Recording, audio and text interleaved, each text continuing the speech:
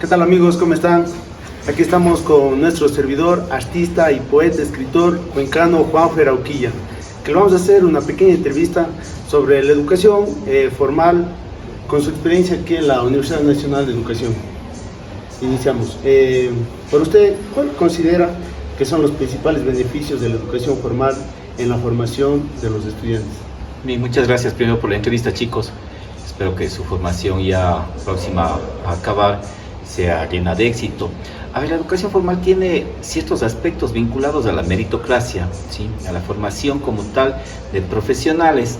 Entonces tiene muchas ventajas, ¿verdad? O sea, no se trata solo del empirismo o del saber desde la experiencia, sino desde la educación como tal, que valida tus conocimientos, valida a través de calificaciones, a través de aprobar ciclos, aprobar materias y aprobar todos los niveles de educación que certifiquen que tú eres un profesional en alguna rama de la educación, en áreas de conocimiento, en el caso de ustedes, docentes de pedagogía de las artes y humanidades. Esto valida su formación en la Universidad Nacional de Educación en educación cultural y artística. Entonces, la educación formal de alguna manera certifica que estás preparado para ejercer la docencia en determinados campos, en los subniveles educativos, en bachillerato, en educación básica, o también en otros aspectos como gestión cultural o escenarios culturales, ya sea museos, ya sea galerías, etcétera. Entonces, ¿qué pasaría si no tienes educación formal? No te contratarían. Claro. O sea, verían tu hoja de vida y dirían, no estás ¿De qué manera la educación formal contribuye al desarrollo académico, profesional y personal de los estudiantes universitarios? Bien, yo creo que aquí lo que podríamos pensar es en la vocación, es decir, en el llamado para ser docente.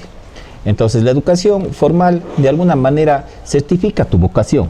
Claro. El titularte, el acceder a un título certificado por la Universidad Nacional de Educación y a su vez por todo el sistema educativo ecuatoriano, ya sea el CES en este caso, permite que los estudiantes que tienen vocación se formen como docentes y que al final tengan su título. Entonces, una de las formas de conocer que si tú llegaste a culminar la educación formal, precisamente es a través de la obtención de un título, que certifica tu preparación. Ya.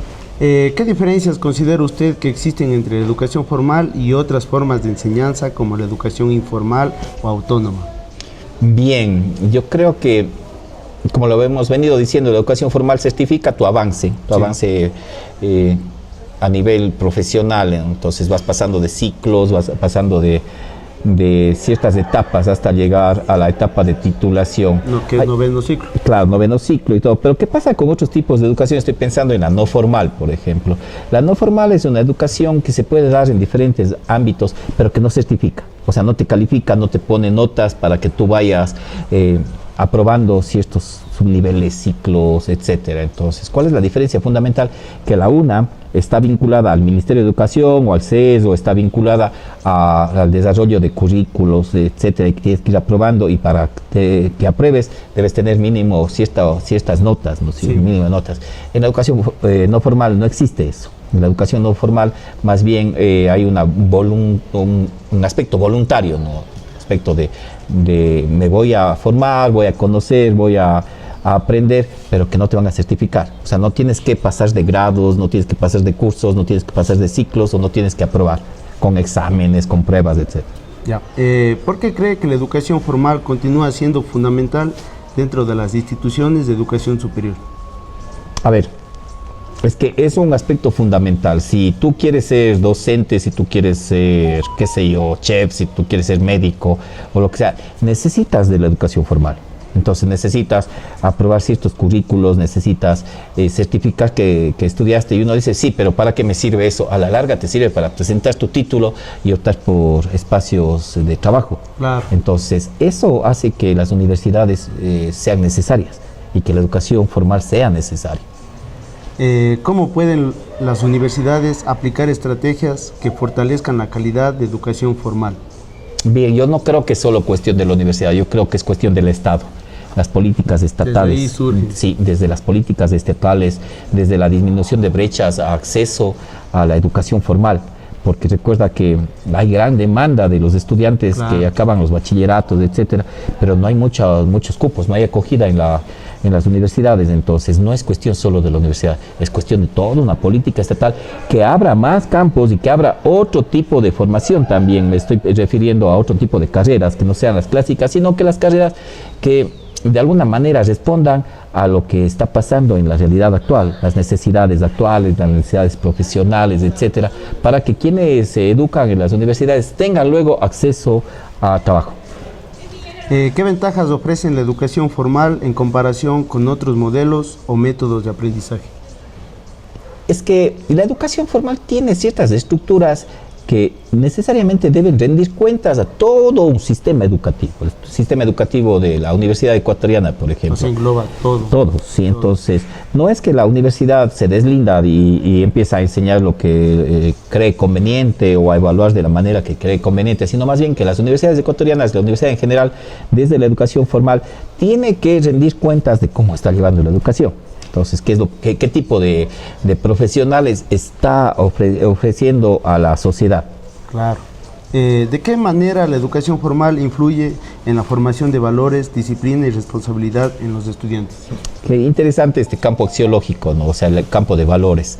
Se trata también de conocer, sin duda, de conocer las teorías, se trata de conocer las metodologías, pero se trata también de trabajar en valores, en la parte ética, en la parte humana, en la parte de la construcción de sociedades más inclusivas, más igualitarias, en donde todos tengan los mismos derechos, las mismas obligaciones y tengan la posibilidad de acceso a la educación. Entonces, a mí me parece que esta parte axiológica que ustedes dicen que está vinculada a los valores, a la disciplina, a la motivación, a seguir una carrera, es necesaria también. No se trata solo de la parte académica, de teoría, de notas, sino se trata también de la construcción humana. O sea, ser más humano. Sí, a la par, porque si tú te formas como un buen ser humano, indudablemente vas a ser un buen profesional, indudablemente. ¿Qué desafíos enfrentan actualmente las instituciones universitarias para mantener una educación formal de calidad? Ah, qué buena esta, la inversión económica. Desde ahí surge. De ahí surge. Todo. Si es que el Estado, llámese Ecuador, llámese como se llame cualquier Estado, tiene que invertir en educación, tiene que mejorar los procesos. ¿Y qué diría de los que no invierten, como las universidades privadas, como es la Católica? Yo creo más bien que ahí últimamente hay más inversión, verás. Hay más inversión y eso uno se puede dar cuenta por los campus que tienen, por la infraestructura tecnológica, por todos los medios que están poniendo al servicio. Pero ¿cuál es el problema ahí?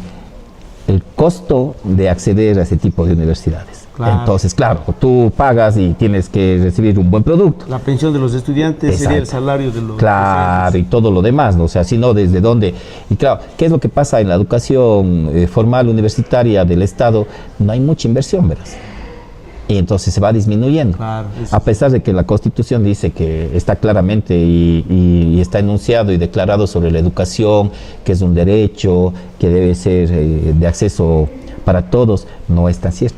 Entonces, a mí me parece que ahí hay un problema de no inversión. Entonces, necesitamos volver la mirada a las universidades y a la educación formal universitaria superior, invertir, porque estás invirtiendo en los futuros profesionales de todos los campos del Ecuador. Ya, la última para concluir esta entrevista. ¿Cómo podrían las universidades complementar la educación formal con otras formas de aprendizaje para mejorar la formación estudiantil? Esa es un anhelo, yo creo que no de ahora, ¿no? A mí me parece que las universidades en sus funciones sustantivas tienen una que se llama vinculación con la sociedad.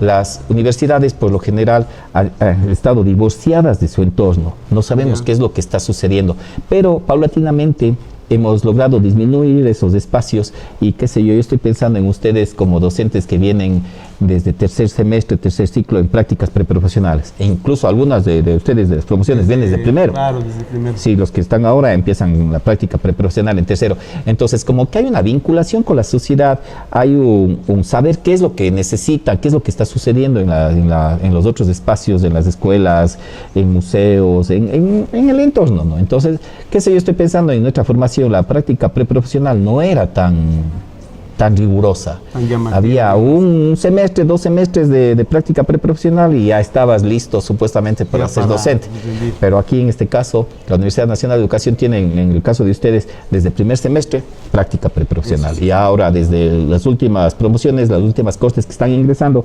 desde el tercer semestre. Eso a mí me parece súper bueno porque conocemos la realidad educativa, las necesidades educativas, y no solo de las unidades educativas, como les decía, sino del entorno, de la sociedad en la cual nos estamos inmersos. ¿Y usted qué recomendaría para fortalecer la educación formal dentro de las universidades?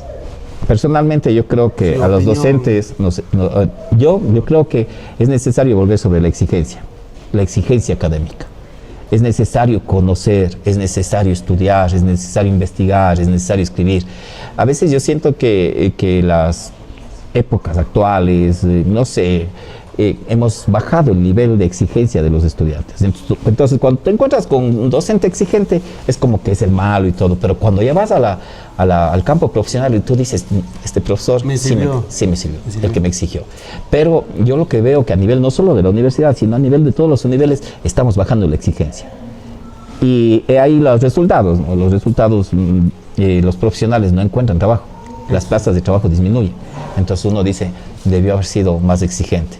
Cuando ya egresamos y cuando somos profesionales, volvemos o nos encontramos con nuestros docentes, decimos, ese docente que está ahí, ese me exigió mucho y de él aprendí. Entonces ser malo no es, en verdad, digamos, no, él me puso el ojo, entonces... Claro, es que les Veo- estigmatizamos a los docentes que son exigentes. Decimos, ese es mala gente, es cargoso, él esto, el ¿Y otro. usted cómo se considera desde su... Yo creo que soy un docente que recibió una formación de docentes exigentes, disciplinados, que exigían, pero que yo también cuando fui estudiante pensaba que era una exageración y después resulta que no era una exageración, sino me estaban preparando para la vida Claro, profesional. para la vida, claro. Entonces, de alguna manera yo estoy haciendo lo mismo que hicieron mis docentes desde el lado humano, obviamente, pero desde la exigencia, desde la disciplina. Yo considero que sin disciplina no se puede llegar a ningún lado.